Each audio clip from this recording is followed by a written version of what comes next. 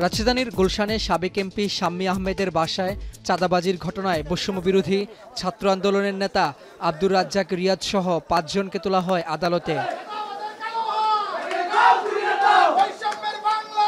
রোববার আদালতের এজলাসে তোলার সময় বিক্ষুব্ধ আইনজীবীরা চাঁদাবাজির বিরুদ্ধে স্লোগান দিতে থাকেন। তোপের মুখে পড়েন আসামিরা।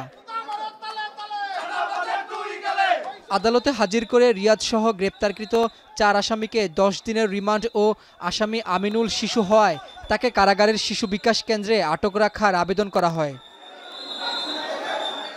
এ সময় আদালতে মামলার তদন্তকারী কর্মকর্তা বলেন, তারা কার নির্দেশে চাঁদাবাজি করেছে এবং তাদের গডফাদার কে তা তদন্ত করে বের করা প্রয়োজন। উদ্ধার করতে হবে চাঁদাবাজির টাকা।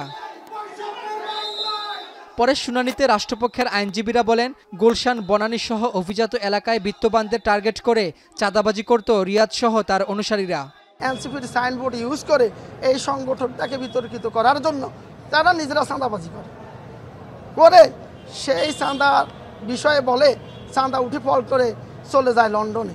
এইভাবে মূল ঘটনাকে ভিন্ন খাতে প্রবাহিত করার জন্য তারা বিভিন্ন রাজনৈতিক ব্যক্তিবর্গকে ফাঁসানোর জন্য তারা ফেসবুকে বিবৃতিতে তারা অন্যদের নাম বলে থাকে। আসলে ঘটনা হচ্ছে তারা নিজেরা চাঁদাবাজি করে কোটি কোটি টাকা হাতিয়ে নিচ্ছে।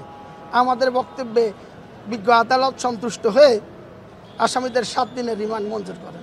শুনানি শেষে গুলশান থানার চাঁদাবাজির মামলায় বৈষম্যবিরোধী ছাত্র আন্দোলনের নেতা রিয়াদ সহ ৪ জনকে ৭ দিনের রিমান্ড মঞ্জুর করেছেন আদালত।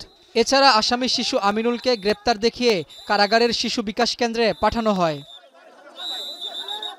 রাব্বি হোসেন, এখন, ঢাকা।